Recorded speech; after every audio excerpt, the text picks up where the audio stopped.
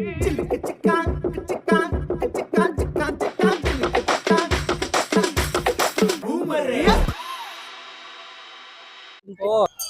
வந்து அவங்களுக்குள்ள உதயநிதி ஸ்டாலின், மு.க. ஸ்டாலின் அப்படியே அவங்க இதுலேயே வந்துகிட்டு இருக்கு. அவங்க கட்சியில் எவ்வளோ பேர் பாடுபட்டு இருக்காங்க. அவங்களுக்கு யாருக்காச்சும் கொடுத்துருக்கலாம். அவங்க இதுலேயே வர்றதுனால கொஞ்சம் யோசிக்க வேண்டிய விஷயம் வந்து உதயநிதி ஸ்டாலின் வந்து போஸ்டிங் கொடுத்துருக்காங்க. அது வந்து சரியா தவறா அந்த கட்சியில் கொடுத்துருக்காங்க. ஸ்டாலினுக்கு அப்புறம் அவர் வந்து கூடுதலாக பார்ப்பார் அந்த பதவியை. சரியா தவறா?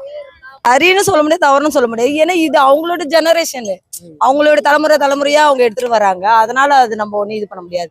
ஆனா அடுத்தது யாருக்குன்னா புதுசா வாய்ப்பு கொடுத்தா நல்லா இருக்கும்னு நினைக்கிறோம். அப்படின்னு சொல்ல முடியாது. இப்ப விஜய் கூட தான் நிக்கிறாரு. இப்ப எங்களுக்கு பிடிக்கும். அடுத்தது வந்தா அவரு நல்லா செய்வாருன்னு நினைக்கிறோம். பார்க்கலாம் எப்படி இருக்கு. வீட்டுலதான் இருக்கும். ரொம்ப ரொம்ப மிடில் கிளாஸ். அவங்க ஆட்சி தான் வந்து இருக்குது. கொஞ்சம் நடுவில் அவங்க லேடி இருந்தாங்க, ஜெயலலிதா மேடம். அப்புறம் இவங்க வந்தாங்க. அடுத்து இவங்க தான் வராங்க. வர்றது எந்த ஒரு பலனும் எங்களுக்கு கிடைச்ச மாதிரி தெரியல. வேலை ரொம்ப ரொம்ப ரொம்ப வேலை திண்டாட்டமா இருக்கு. அங்க பஸ் ஸ்டாப்ல ஆளுங்க, பஸ் ஸ்டாண்ட் வீட்டுல எல்லாம் வயசு பசங்க. நிறைய பேரு வெளி மாநிலத்துல வந்து நிறைய வட இந்தியா வந்தாங்க. அவங்க சொல்லதான் தாங்க முடியலன்னா எது வேலைக்கெல்லாம் போனாங்க. இப்ப வீட்டு வேலை கூட விட்டு வைக்க மாட்டேங்கிறாங்கண்ணா. மொழி தெரியல, வீடு கிடையாது, சாமான் செட்டு கிடையாது. தெரியுமா? ஒரு வீட்டு வேலைக்கு கூட எங்களால இப்ப போக முடியல. அதுலயும் அவங்கதான். இப்ப நாங்க 1000 ரூபாய்னா அவங்க 500 ரூபாய்க்கு செய்யறாங்க. அப்ப யார கூப்பிடுறாங்க? அவங்களதான் கூப்பிடுறாங்க. ஆனா திருன்னு ஓட்டாங்க, அதை பண்ணிட்டாங்க, இது பண்ணிட்டாங்க. கிடையாது. தன்னோட இப்ப நான் ஒரு அரசாங்க வேலை தான், என் பிள்ளைங்க அரசாங்க வேலை தான் வாங்கி கொடுத்து ஆசைப்படுவேன். ஓகேங்களா? என்னோட உரிமை அது. அவங்க முதலமைச்சர் தான், அவங்க கலைஞர் முதலமைச்சர் வந்து முதலமைச்சர் ஸ்டாலின் கொடுத்தாரு. ஸ்டாலின் பையன் கொடுத்தா தப்பு கிடையாது. இது மற்ற அரசியல் இது ஓப்பனிச்சு பையன் கூட தேனி எம்பியா இருக்காரு. ஓகேங்களா? எடப்பாடி பழனிசாமி பண்ணுவார். அது போல ஜெயலலிதா அம்மாவுக்கு வாரிசு கிடையாது, எம்ஜிஆருக்கு வாரிசு கிடையாது. அவங்க வந்து இயற்கை. அது வந்து ஆல்ரெடி எல்லாருக்கும் வருத்தான் அது. ஓகேங்களா? விஜய் மாநாடு படுத்துன்னு தெரியாது. விஜய் அரசியல் வந்திருக்காரு, வரட்டும், மக்களுக்கு நல்லது செய்யட்டும், அவ்வளவுதான்.